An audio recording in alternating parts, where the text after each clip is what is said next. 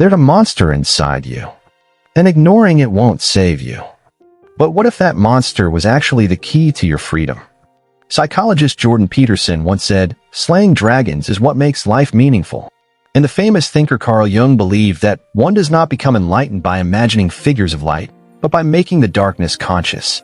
Life feels chaotic sometimes, doesn't it? Like there's this storm raging inside you. Doubts, fears, thoughts that keep you awake at night. You wonder if you're good enough. You wonder if you'll fail. Or worse, you wonder if the life you're living even matters. Many people think if they just stay quiet and keep their heads down, the monsters inside will go away. But Peterson warns us, the dragons only grow bigger in the shadows. And Jung tells us that facing those inner beasts is the only path to becoming whole. This video is a journey into that hidden place inside you. Into the parts of yourself you try not to see. Into the dragons that guard the treasure of the life you're meant to live. It might sound dramatic, but let's be real. Avoiding your fears only leads to chaos. And that chaos shows up everywhere. Your work, your relationships, your health, your sense of who you are. Peterson often speaks about how confronting chaos is the core of personal growth. He says that the path to meaning is through the places you're most afraid to go. Jung believed the same, teaching that what you avoid in your mind becomes your destiny. Think about a moment in your life when you felt totally overwhelmed. Maybe it was a breakup, a job loss, a health scare, a fight with someone you loved. Remember that twisting feeling in your gut? That's the abyss Peterson talks about. It's not just darkness, it's the edge of everything you could become if you step forward. And here's the truth, staring into that abyss is terrifying. But it's also where the light can be found. Jung explained that the darkness we run from often holds the pieces of ourselves we're meant to reclaim. He said that what we need most is usually hidden where we least want to look. Peterson calls this the hero's journey, not because it's easy, but because slaying your personal dragons, your doubts, your addictions, your fears, is how you earn your freedom. But you might ask, where are my dragons? How do I find them? How do I fight them without losing myself in the battle? In this video, we'll explore 3 big ideas. First, we'll dive into what your personal dragons really are and why ignoring them traps you in fear. Then, we'll learn how to build a powerful vision for your future, the kind that makes you brave enough to step into the dragon's lair.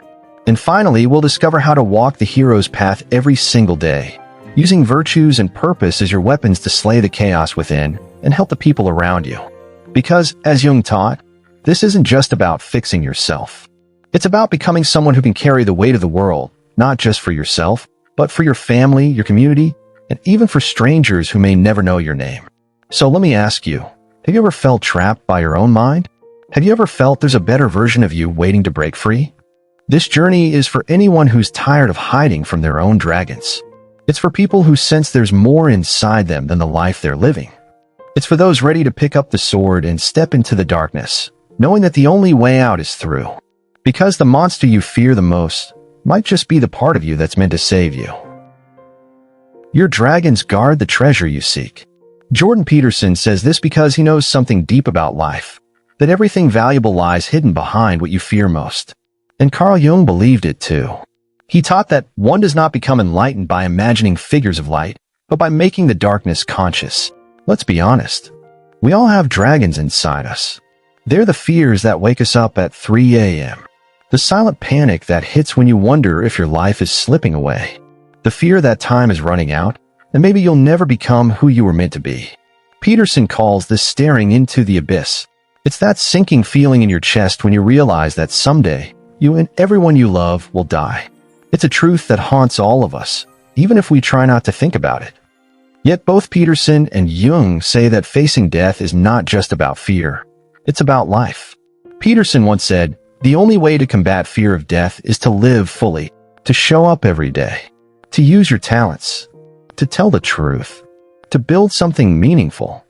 Jung agreed, teaching that our fear of death forces us to confront who we really are. It pushes us to ask, what am I doing with my life? Who am I supposed to become? Think about Viktor Frankl. He was a doctor thrown into the darkness of Auschwitz, tortured, starved, his family murdered. Yet he found meaning even there. He wrote, "Those who have a why to live can bear almost anyhow." Imagine that. A man in a death camp deciding that life was still worth living. Frankel faced dragons that most of us can barely imagine, and he came out believing that life, even in suffering, can have purpose. Or think of Stephen Hawking. Diagnosed with ALS at 21, doctors told him he'd be gone in 2 years. Instead, he stared into his own abyss and chose to keep working, keep thinking, and keep sharing his ideas with the world. He lived into his 70s. Then there's Ernest Shackleton. His ship crushed by Antarctic ice. He and his crew stranded with no way home. But Shackleton refused to give in to chaos. He led every single man back to safety across hundreds of miles of ice and ocean. A true dragon slayer. And Steve Jobs, facing cancer, said, "Remembering that you are going to die is the best way I know to avoid the trap of thinking you have something to lose." He didn't waste his time. He created products that changed how we live.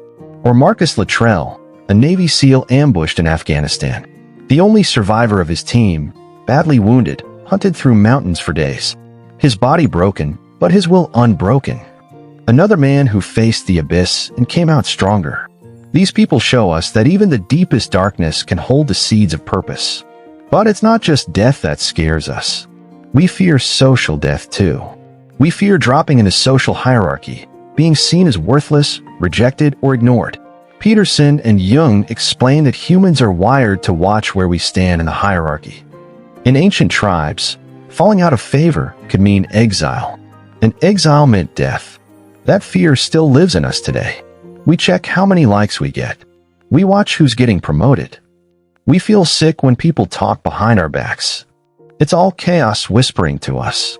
Alan Watts once said, "Death is not the opposite of life, but part of it. Resisting it creates endless suffering." And Napoleon Hill taught that fear is the real dragon blocking all riches. When we avoid our dragons, when we pretend chaos isn't there, it just grows stronger. The shadows spread into every part of our lives. We become anxious, bitter, lost. So let me ask you, have you ever stared into your own abyss? Have you ever felt like time was slipping through your fingers? What dragons are you pretending don't exist? Naming your dragons is the first step, because when you name them, they lose some of their power. But knowing them isn't enough. In our next chapter, we'll talk about how to strike back, how to build a vision strong enough to face the chaos and win. The dragons in your life might seem unbeatable, but here's the truth Jordan Peterson teaches: the future is a dragon's lair, and the treasure is the life you've yet to live. Carl Jung agreed, saying that the vision is the bridge between what you are and what you could become. That's why knowing your dragons isn't enough. You have to know what you're fighting for. Think about it. You can't slay a dragon if you don't even know which treasure you're trying to protect. Peterson talks about this all the time. He created something called the Future Authoring Program. It's a system that helps people write out exactly what they want their life to look like 5, 10, 20 years from now. Because he knows that when your life has no vision, chaos fills the space instead. Jung believed the same thing. Without a vision, the unconscious takes over. And the unconscious doesn't care if you succeed. It will run your life with old patterns, old fears, and shadows you've never faced. This is why discipline and vision go hand in hand. Jim Rohn said, "Discipline is the bridge between goals and accomplishment. Without discipline, your dreams remain wishes. And without vision, your discipline has nothing to aim at." Let's look at people who've used vision to slay their dragons. J.K. Rowling wrote the first Harry Potter book while broke, jobless, and raising a child alone. She imagined a world of magic and heroes and refused to let go of her vision, even when every publisher said no. That vision saved her from despair and created a global phenomenon. Walt Disney stood in a field of orange groves in California and imagined a place called Disneyland. Everyone told him he was crazy. He nearly went bankrupt. But he kept the vision in his mind and turned it into a kingdom of wonder that millions visit every year. Tyler Perry was homeless, living in his car, writing plays no one wanted to see. He held on to his vision of telling stories that could heal people's pain. Today, he owns his own movie studio and employs thousands. Sarah Blakely was selling fax machines door to door, but she dreamed of making women feel more confident in their clothes. Everyone laughed at her idea for Spanx. She persisted and became the youngest self-made female billionaire in America. These stories aren't just fairy tales. They're examples of what happens when you build a vision so strong that your dragons can't break it. Neville Goddard said, "Imagination is the workshop of God." Peterson would agree. He believes that vision transforms the chaos of life into something meaningful. So here's a challenge for you. Pause this video later today, grab a piece of paper, and write this down. Where do you want to be in 5 years? Who do you want to become? What kind of relationships do you want? What kind of work do you want to do? How do you want to feel when you wake up every morning? Be specific. See it in your mind. Smell it, taste it, hear it. Write it like you're living it. Because as Peterson teaches, you look at the world through a goal-directed framework. When you switch your goals, the world you see switches too. Maybe your dragon is procrastination, or addiction, or fear of failure. Your vision is your sword. It's what you lift up when the dragon roars. But here's something else Peterson and Jung remind us. Vision alone isn't enough. You need to know the hell you're trying to avoid as much as the heaven you're trying to reach. Peterson asks people to imagine the worst possible version of their life. Not to be negative, but because fear of hell can push you forward when your dream alone isn't enough. Jung explained that facing your shadow, seeing the darkness you could become, is essential for real change. So let me ask you, what hell are you trying to avoid? What heaven are you trying to build? The people who build incredible lives don't do it because they're lucky. They do it because they're clear about both their heaven and their hell. And because they know dragons are real and visions are stronger. But crafting your vision is just the beginning. In the next chapter, we'll talk about the virtues you'll need to bring that vision to life and how serving something bigger than yourself might be the most powerful weapon of all. Heroes serve something bigger than themselves. Jordan Peterson reminds us of this again and again. He says, heroes serve something beyond themselves. And Carl Jung tells us, the hero is he who conquers himself. By now, you've faced your dragons. You've started crafting a vision.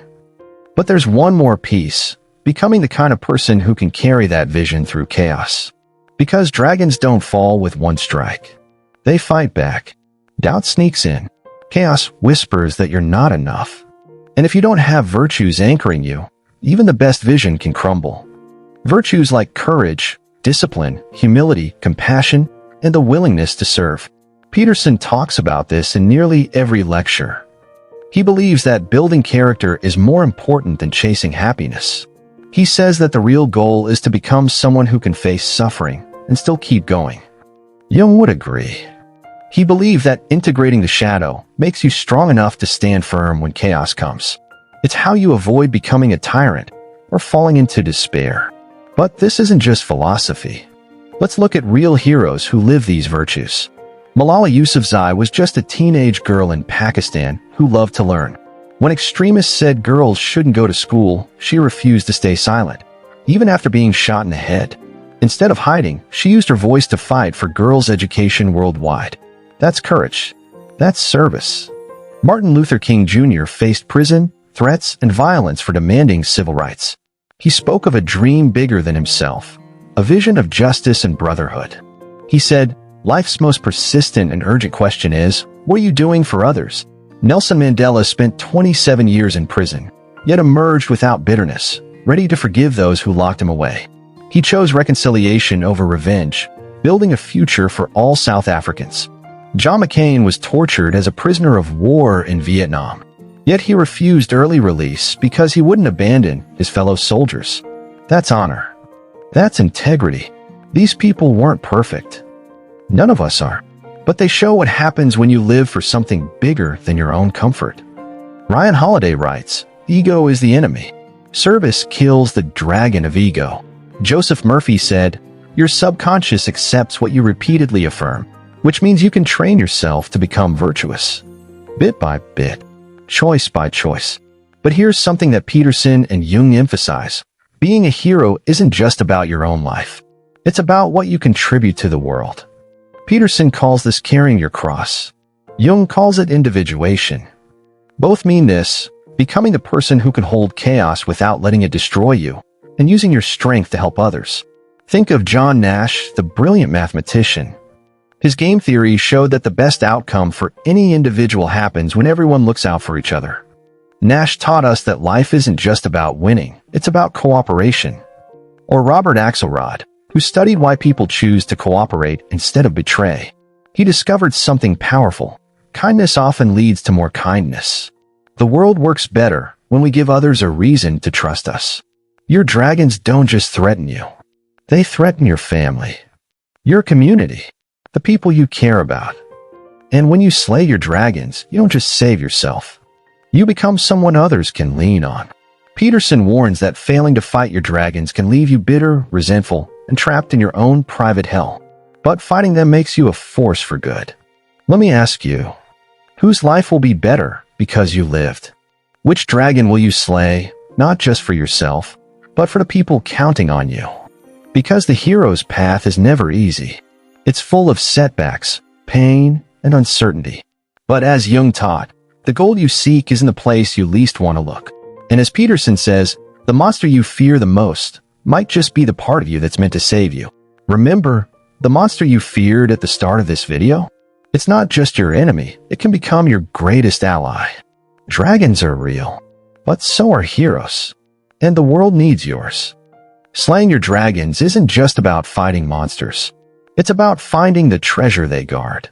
Jordan Peterson says, slaying dragons is what makes life meaningful. And Carl Jung teaches that integration of the shadow transforms chaos into creativity. You've seen how chaos comes for us all. How the fear of death and the abyss inside can paralyze even the strongest people. But you've also seen how heroes rise like Viktor Frankl, Malala Yousafzai, Martin Luther King Jr., Nelson Mandela, and so many others. These weren't people born with superpowers. They were humans who chose to face darkness instead of hiding from it. Peterson tells us that meaning in life is found not by avoiding suffering, but by confronting it. He says that carrying your own cross is what makes you strong enough to help carry others. And Jung reminds us that the very parts of ourselves we fear might hold the gold we seek. So here's the truth. Your dragons will always be there. Chaos will always try to creep back in. Doubt will whisper that you're not enough. But you are enough. Because you have the power to name your dragons, to write your vision, to choose virtue over bitterness, and to serve something greater than yourself. And when you do, you become more than just one person trying to survive. You become a hero. You become a light for people lost in the dark. Think about it. Whose life could be better because you decided to fight? Who might look at your story one day and say, because they didn't give up, I won't either. This is the ripple effect that Peterson, Jung, and thinkers like John Nash and Robert Axelrod speak of. Nash showed us that when we all look out for each other, everyone wins. Axelrod proved that cooperation can beat chaos in the long run. The world doesn't just need people who avoid chaos. It needs people willing to stand in the middle of it and say, I will make something good here. That can be you. The monster you feared when this video began, it's not just an enemy. It might be your greatest ally. Because when you turn and face it, you become the kind of person who changes the world. So here's my invitation. If you found even one idea in this video that lit a spark inside you, hit that like button. Share this video with someone you know who might be wrestling with their own dragons. And subscribe to join a community of people who believe that chaos can be turned into meaning. Because dragons are real, but so are heroes. And your story isn't over yet. Hey, incredible growth seekers. Wow, what a journey. If this video resonated, subscribe now for more life-changing content. Join our community of self-improvers. Smash that like button to fuel more content on mindfulness, goal setting, and emotional intelligence. Share this video to create a ripple of positive change. Comment below about your growth journey. Your insights shape our content. Next week, boosting self-confidence and overcoming limiting beliefs. Don't miss it. Every interaction brings us closer to a world of empowered individuals. Let's make personal development global. Stay inspired, keep growing. Your best self awaits. Let's unlock it together.